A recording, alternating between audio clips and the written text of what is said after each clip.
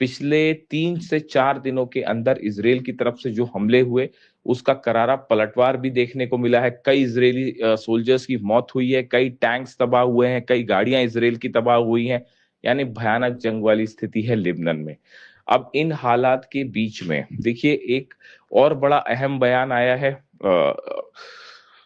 करीबी है Donald Trump के सेनेटर, उनकी तरफ से ये बयान आया, उन्होंने ये बात कही कि आने वाले वक्त में डोनाल्ड ट्रंप जो है वो हॉर्मूज पर पूरी तरह से कब्जा कर सकते हैं और इस अमेरिका जो है वो टोल वसूल सकता है हॉर्मूज से। देखिए ये बड़ी हैरान करने वाले बयान सामने आए हैं अमेरिका के तरफ से। लिंडसे ग्राहम जो है बेहद करीबी माने जाते हैं सेनेटर, और बताया जाता है कि उन्हीं की तरफ से पूरा ईरान का प्लान भी तैयार किया गया था। इस तरह की बातें भी होती है, दावे होते हैं।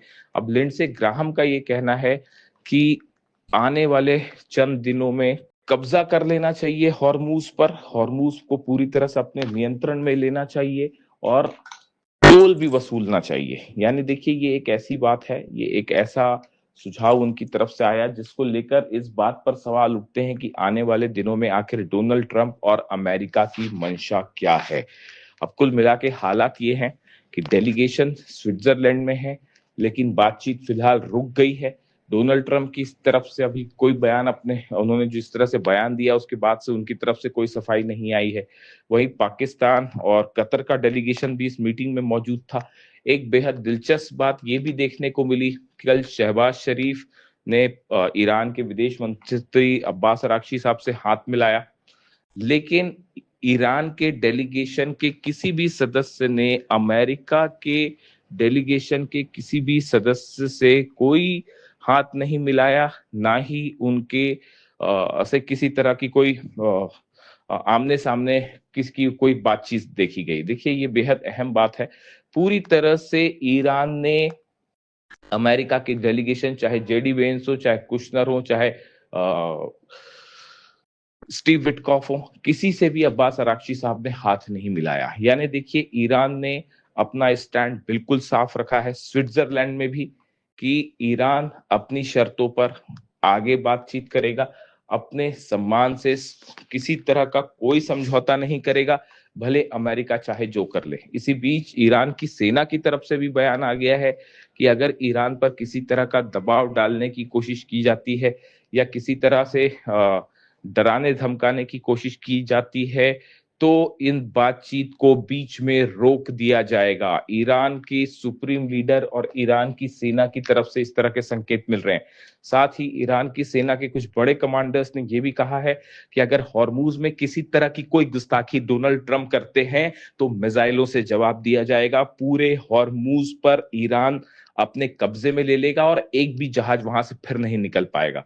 इसके अलावा देखिए खबरें ये भी हैं कि जो हॉर्मूज का मेन रास्ता है वहां पर 80 से ज्यादा माइंस बिछी हुई हैं जिनको हटाना जो है वो सिर्फ ईरान के अलावा ये काम कोई नहीं कर सकता। यानी हॉर्मूज में अभी भी हालात ऐसे बने हुए हैं कि खासा तनाव है। ईरान ने हॉर्मूज को फिर से बंद करने का ऐलान किया है और जिस तरह से धमकियां आई डोनाल्ड ट्रंप की उसके बाद और लेबनान पे हमले जिस तरह से जारी रहे नेतन्याहू की तरफ से, इजराइल की तरफ से, उसके बाद हॉर्मूज फिलहाल बंद है।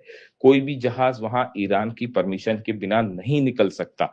इन हालात में हॉर्मूज को लेके एक बार फिर डोनाल्ड ट्रंप और ईरान आमने सामने दिखाई दे रहे हैं और हालात ये है कि हॉर्मूज में फिर एक बार कई जहाज जो हैं वो ऐसी स्थिति में है जिनको ये साफ नहीं है कि आगे बढ़ना है या नहीं बढ़ना है। कहीं ऐसा ना हो कि आगे बढ़े और हमला हो जाए। ऐसे में हालात ये है कि पूरी तरह से हॉर्मूज अभी ईरान के नियंत्रण में है और अगले 24 से 48 घंटे में ये बात साफ होगी कि ये जो बातचीत है ये आगे बढ़ती दिखाई दे रही है या पूरी तरह से डिरेल हो गई है। लेकिन फिलहाल ईरान ने एक करारा जवाब दिया है अमेरिका को, जोरदार जवाब दिया है डोनाल्ड ट्रंप की धमकियों को। इन धमकियों से ना ईरान डरा है और ना डरेगा और बातचीत भी अपनी शर्तों पे होगा। अगर जरा भी ईरान का अपमान करने की कोशिश की गई, धमकियां देने की कोशिश की गई तो बातचीत जारी नहीं रहेगी। इसे ईरान का डोनाल्ड ट्रंप को एक और करारा जवाब माना जा रहा है। अब सबकी नजरें हैं कि आखिर डील का आगे क्या होता है।